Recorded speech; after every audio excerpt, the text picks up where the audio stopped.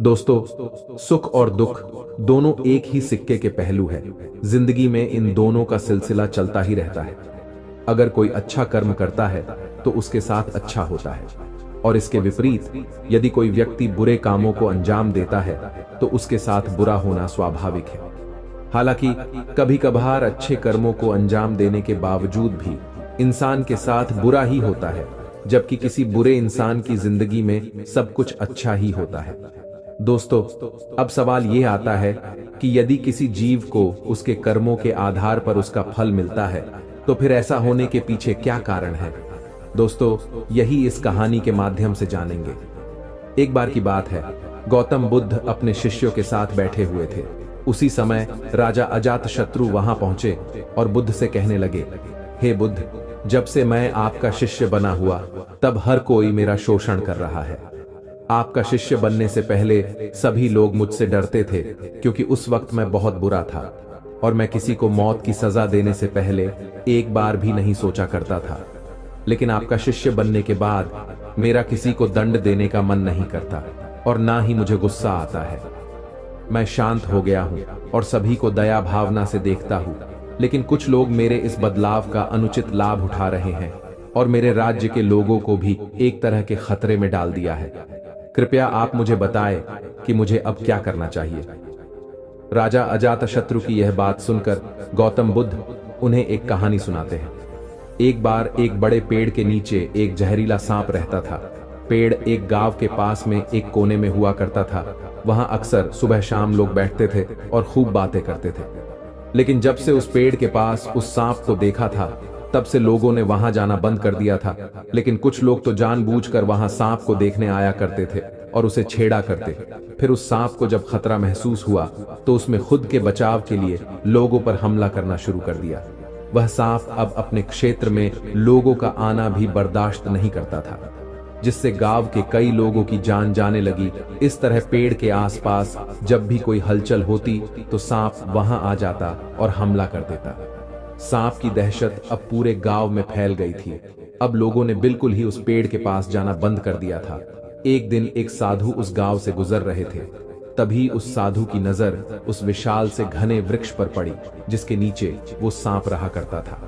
घने पेड़ को देख साधु के मन में विचार आया कि चलो वृक्ष की इस ठंडी छाव के नीचे बैठकर कुछ देर ध्यान लगाया जाए। उसी वक्त गांव के कुछ लोग अपनी गायों को लेकर घर की ओर जा रहे थे। तभी उन लोगों की नजर उस साधु पर पड़ी, जो कि उसी पेड़ की तरफ ही जा रहा था। तभी लोगों ने उस साधु को सांप के बारे में सावधान करते हुए कहा कि आप उस पेड़ के पास मत जाना। वहां एक जहरीला सांप रहता है जो जरा सी हलचल होने पर हमला कर देता है और अब तक कई लोगों को काट भी चुका है। लोगों की यह बातें सुनकर साधु मुस्कुराए और उस पेड़ की तरफ चल दिए। फिर जगह को थोड़ा साफ करके जैसे ही साधु ध्यान करने के लिए बैठे, तभी सांप हलचल सुनकर साधु के सामने आ पहुंचता है और फुकारने लगता है।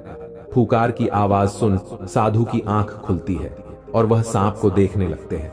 वह सांप की आंखों में देखते हुए एक मंत्र बोलते हैं और मुंह से फूंक मारते हैं। तभी चमत्कारी रूप से वो सांप साधु से बात करने लगा। अब दोनों एक दूसरे की भाषा को समझ सकते थे। सांप साधु से कहता है, हे मनुष्य, क्या तुम मुझसे नहीं डरते?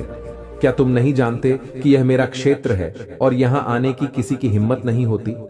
साधु ने करुणा भाव से कहा, मित्र, इसमें डरने की क्या बात है?